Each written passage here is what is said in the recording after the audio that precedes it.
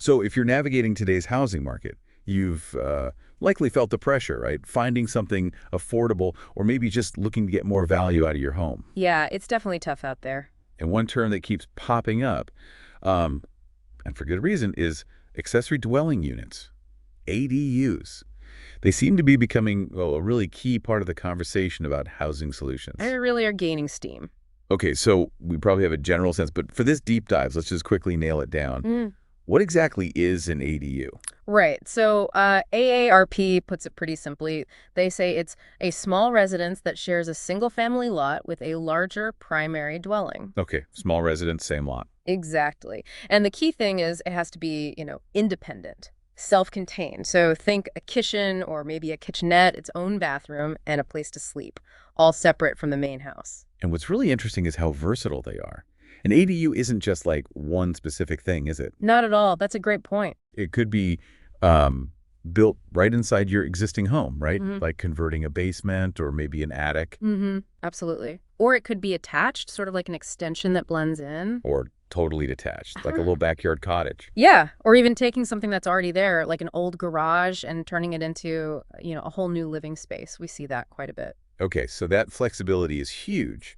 But I imagine the rules around them can be tricky. That's usually where things get complicated. Oh, definitely. That's often the biggest hurdle, historically anyway, the regulations. Local zoning laws have often been pretty restrictive. How so? Like what kind of restrictions? Well, things like setting minimum lot sizes that are just too big or demanding tons of extra parking, sometimes even rules saying the property owner has to live on site. Ah, okay. That could really limit things. Right. But here's where it gets really interesting and where this deep dive kind of starts. There's a big shift happening. A shift. Well, some states, California and Oregon are big examples, have actually passed laws that override a lot of those local limits. Really?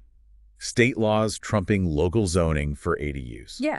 Essentially making ADUs what they call by right development in many places, meaning if you meet the state criteria, the local government often has to approve it. We're seeing movements like this in other places too, like Ohio and even cities like Cincinnati pushing back on older rules. So this is more than just local tweaks. It's like a larger legislative push. That starts to explain why ADUs feel so much more, I guess, impactful now. Exactly. So with these regulations changing, what are the actual tangible benefits? Why are people so interested? Let's talk about those key advantages. Okay. Yeah, the benefits are pretty wide-ranging, and sources like Freddie Mac and AARP really highlight them. First off, and maybe the most common reason, is allowing loved ones to live close by, but still separately. Multi-generational living, basically. Precisely. It supports that really well. Maybe, helping with childcare or having support nearby as parents get older, but everyone keeps their own space. Freddie Mac said it well.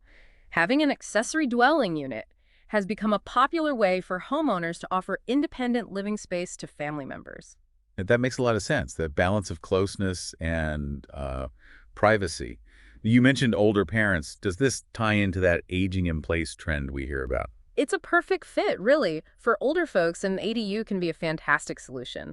They get to stay close to family, get support if they need it, but keep their independence and stay in their familiar neighborhood. Instead of moving to assisted living or something similar. Exactly. It can offer that security without necessarily sacrificing autonomy. It's a really appealing option for many families. Okay, so family needs, aging in place. Yeah. What about the money side?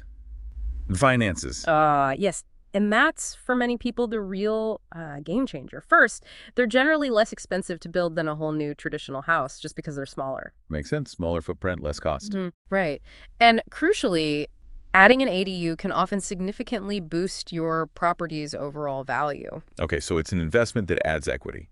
Definitely. Plus, if you're not using it for family, you can rent it out. That rental income can be substantial, maybe help cover your mortgage payments, or just provide a whole new income stream. That's huge for affordability. Yeah. And I heard something about maybe being able to sell them separately now. Or is that not typical?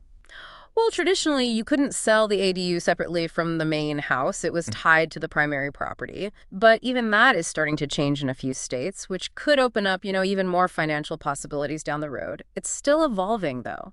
Interesting. So it sounds like whether you're a home buyer trying to figure out flexible options or a homeowner looking to maybe unlock some value or income, ADUs offer some really solid advantages. They're kind of tackling housing affordability from the ground up in a way. Absolutely. And it's not just a small thing anymore. Scott Wild over at John Burns Research, he put it really well. He said it's gone from a small niche in the market to really a much more impactful part of new housing. Wow. So not just a niche trend, but actually becoming a significant piece of the housing puzzle. Yeah, it feels like it's becoming much more fundamental to how we think about housing and building communities. So if this conversation about ADUs has sparked your interest maybe for your own family situation, or perhaps as an investment, it sounds like the next step is definitely talking to a local real estate professional, right?